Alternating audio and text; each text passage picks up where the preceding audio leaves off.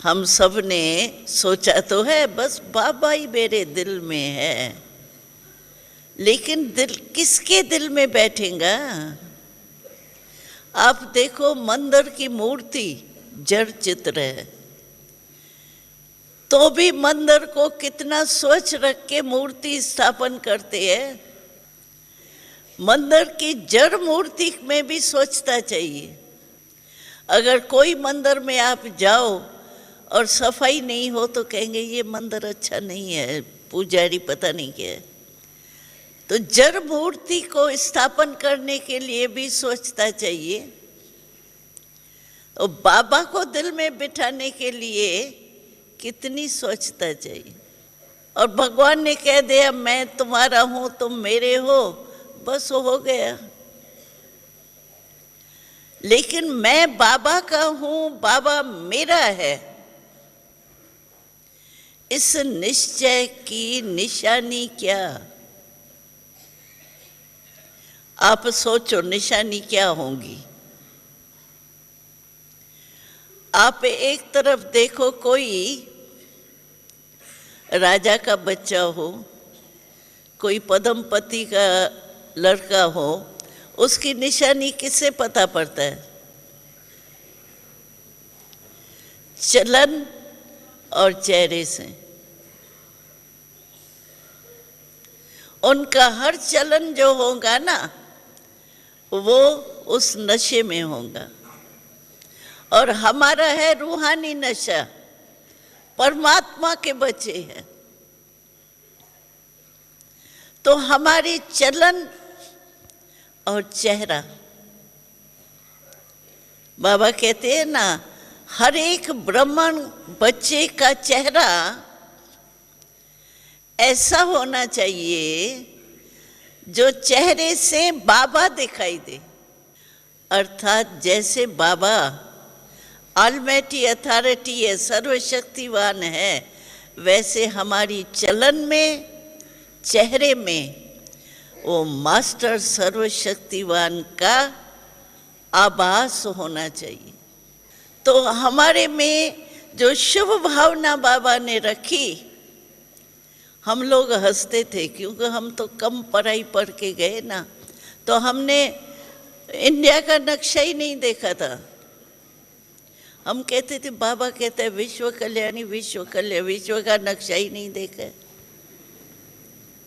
बाबा कहता था बच्चे बाबा का ये वरदान है तुमको, भले नक्शा नहीं देखा लेकिन बाबा का वरदान है। तो अभी अभी हम बाबा ने 5 ही खंडों में तो सेवा कराई है, लेकिन एक लास्ट पॉइंट चिल्ली रह गई थी। तो इस लास्ट वर्ष में हमको बाबा ने वो भी दिखा दी, लास्ट पॉइंट भी दिखा दी। सचमुच विश्व का चक्कर लगाया ना। वैसे साधारण बाप के बच्चे होते तो इतने चक्कर लगाते क्या? तो बाबा क्या है, इसकी पहचान जो है ना, वो बीच बीच में हमको इमर्ज करनी चाहिए। कौन है बाबा, क्या दिया है? बाबा से प्यार आपका तब बढ़ेगा जब 2 शब्द आपको याद रहे। वो 2 शब्द क्या है? एक तो बाबा ने हमको क्या बना दिया है। कितने टाइटल बाबा देते हैं मुरली में, क्या बना दिया है? बाबा कहते हैं बच्चे तुम तो मेरे से कम थोड़ी हो, मेरे सिर के भी ताज हो। अभी सिर तो सबसे ऊंचा होता है, और सिर के भी ताज तो कितने ऊंचे हो गए। सिर के ताज हमको याद है। बाबा का कमरा तो आप नहीं देखा होगा तो देखेंगे, ऊपर पांडव भवन में। तो बाबा गद्दी पर बैठता था और कोई विजिटर आता था मिलने करने, तो हम लोग जाते थे ना साथ में उनके। तो हम कहते थे, हम खड़े रहते थे। तो बाबा कहता था बच्ची खड़ी क्यों हो? बाबा सभी बैठे हैं मिल रहे हैं। नहीं, तुम मेरे खटिया पर बैठो जाके। बाबा हम खटिया पर ऊपर बैठेंगे, आप गद्दी पर नीचे बैठे हैं, हम कैसे ऊपर बैठेंगे? बाबा कहता था नहीं, तुम मेरे सिर के ताज हो, तुम ऊपर ही बैठो। और हम ऊपर बैठते थे और बाबा नीचे गद्दी पर होते। ऐसा है हमारा बाबा। तो बाबा शब्द तो हम कहते हैं, लेकिन बाबा ने बनाया क्या? आप टाइटल की लिस्ट अपने पास रखो ना। नहीं भी हो तो यहाँ अबू में हमारा राजू भाई जो है रात्रि को क्लास कराएगा, उसके पास लिस्ट है। मैं तो कहती हूँ अच्छा, हर एक को वैरायटी अच्छी लगती है। रोज़ अगर आपको आलू की सब्जी देवे तो आलू बढ़िया भी है तो भी आपको पसंद नहीं आएगा। इतनी लिस्ट है स्वमान की, टाइटल्स की।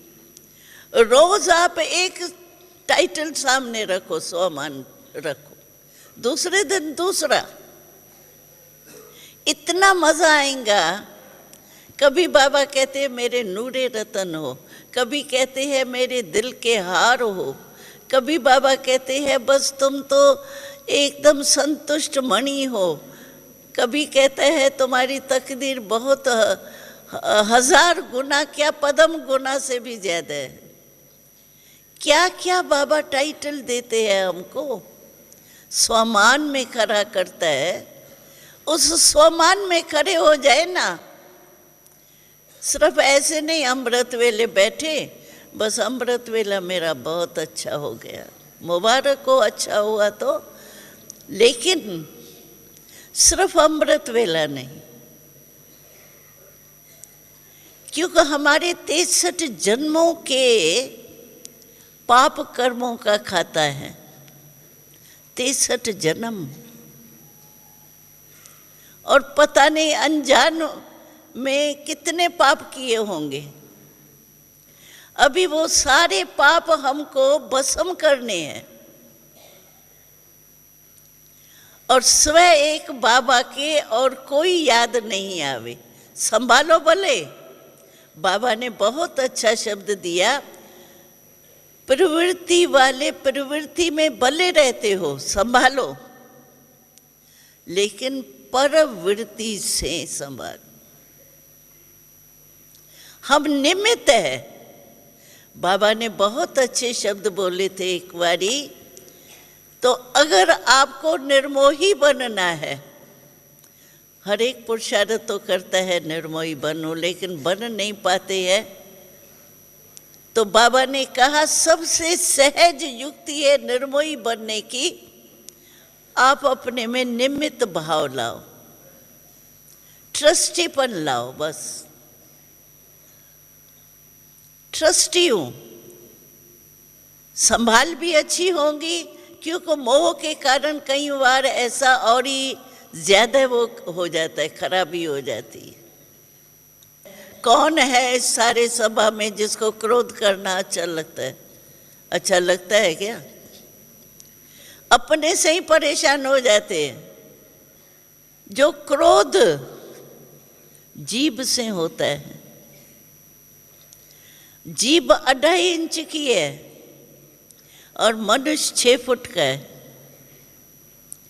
6 फुट का मनुष्य 2.5 इंच के जीभ पर कंट्रोल नहीं कर पाता। आश्चर्य की बात नहीं है? कैसी हालत हो गई हमारी। कहाँ थे हम विश्व के राजा? याद है आपको अपना वो स्वरूप? अभी तो जल्दी लेना ही है वो, लेकिन कहाँ विश्व के राजा थे और कहाँ 2.5 इंच के जीभ को कंट्रोल नहीं कर पाते। इतनी हालत हो गई, क्या से क्या बन गए। तो अभी बाबा ने आकर के हमारे को ऊंचा उठाना।